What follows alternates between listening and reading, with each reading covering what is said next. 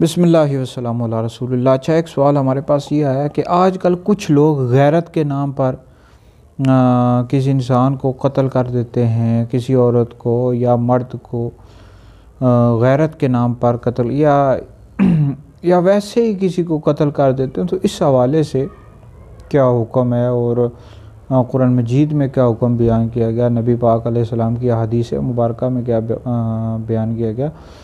तो इस हवाले से ये जनाब, किसी भी इंसान को ना हक कत्ल करना, चाहे वो मुसलमान हो या गैर मुस्लिम हो, ना हक कत्ल करना बहुत बड़ा कबीरा गुनाह है और इसकी बहुत ही ज़्यादा सख्त सज़ा बयान की गई है।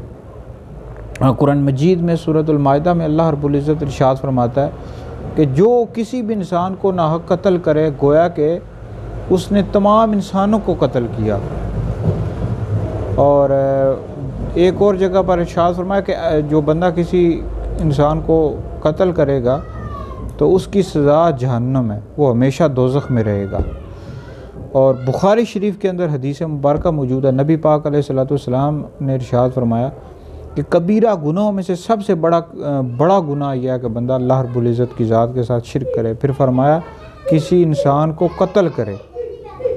तो बहरहाल कुरान में और अहादीस मुबारक में इसकी बड़ी सख्त सज़ाएँ बयान की गई हैं। ये आजकल बाज़ का कोई लड़की बहा कर शादी कर लेती है या लड़का, तो फिर उसको उन दोनों को कत्ल कर दिया जाता है, लड़की या लड़की को कत्ल कर दिया जाता है।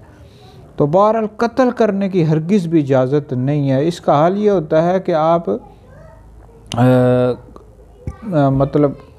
कोई बेहयाई कर रहा है या कुछ और गलत काम कर रहा है तो आप पुलिस के पास चले जाएं, अदालत में चले जाएं। ये नहीं है कि किसी को कत्ल कर दें, कत्ल करने का आपको इख्तियार नहीं है। जो बंदा किसी को ना हक कत्ल करेगा, चाहे मुसलमान कत्ल करे या काफिर को कत्ल करे, ऐसे बंदे की सज़ा यह कि हमेशा दोज़ख में रहेगा। तो लिहाजा ये बहुत बड़ा गुनाह है जी। हरगिज़ भी किसी की जान लेने की इजाज़त नहीं है।